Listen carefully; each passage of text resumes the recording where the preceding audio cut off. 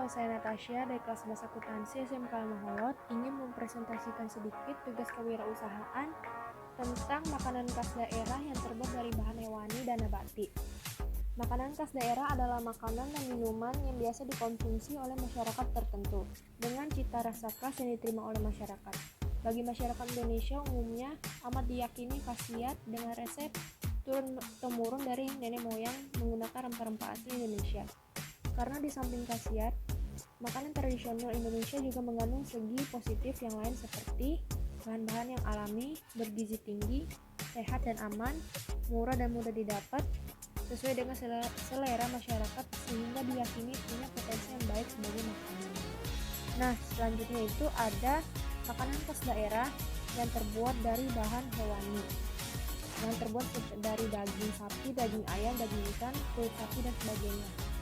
Yang pertama itu ada mie Aceh. Mie Aceh adalah masakan mie pedas khas Aceh di Indonesia. Mie kuning tebal dengan irisan daging sapi, daging kambing atau makanan laut disajikan dalam sup sejenis kari yang gurih dan pedas. Mie Aceh tersedia dalam dua jenis. Yang pertama itu ada mie Aceh goreng. Ini prosesnya itu digoreng dan kering.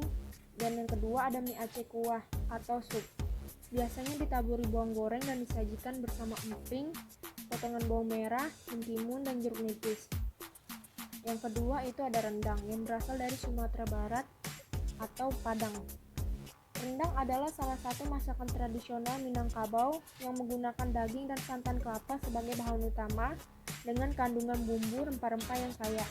Masakan dengan cita rasa pedas ini digemari oleh seluruh kalangan masyarakat dan dapat ditemukan di seluruh rumah makan Padang di Indonesia, Malaysia, ataupun di negara lainnya. Nah, masakan ini kadang lebih dikenal dengan nama rendang Padang. Padahal rendang merupakan makanan khas Minang secara umum. Pada tahun 2011, mie rendang juga dinobatkan sebagai hidangan peringkat pertama dalam daftar World's 50 Most Delicious Food, atau kita bisa terjemahkan 50 hidangan terlezat di dunia yang digelar di CNN Internasional. Yang ketiga ada gulai ikan patin yang berasal dari Jambi. Nah, gulai ikan patin adalah masakan yang populer di masyarakat Jambi.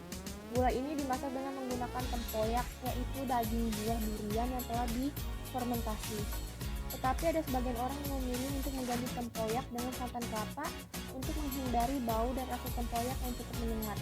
Selain tempoyak, bumbu lain yang digunakan dalam pembuatan gulai ikan patin ini adalah cabai merah, lengkuas, serai, kunyit, bawang merah, dan bawang putih. Nah, selanjutnya itu ada gulai belcan yang berasal dari daerah Riau. Gulai belcan adalah salah satu masakan khas dari Riau. Gulai ini dibuat dengan kuah campuran belacan atau terasi. Bahannya biasanya memakai udang atau ikan. Yang kelima yaitu ada ayam betutu yang berasal dari daerah Bali. Ayam betutu adalah lauk yang terbuat dari ayam yang utuh yang berisi bumbu, kemudian dipanggang dalam api sekam. Betutu ini telah dikenal di seluruh kabupaten di Bali. Salah satu produsen betutu adalah Desa Menggilih, Kecamatan Payangan, Kabupaten Gianyar. Ayam betutu juga merupakan makanan khas Gilimanuk.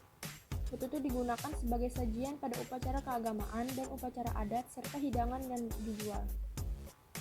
Yang keenam yaitu ada kerupuk ikan payus yang berasal dari Jawa Timur. Ikan payus adalah sebutan lain untuk ikan bandeng jantan. Ikan payus banyak dibudidayakan di pantai timur Surabaya. Ikan ini memiliki kandungan omega 3 yang berjumlah 14,2%, lebih tinggi dari ikan salmon. Omega 3 ini juga berguna untuk pertumbuhan dan kesehatan anak.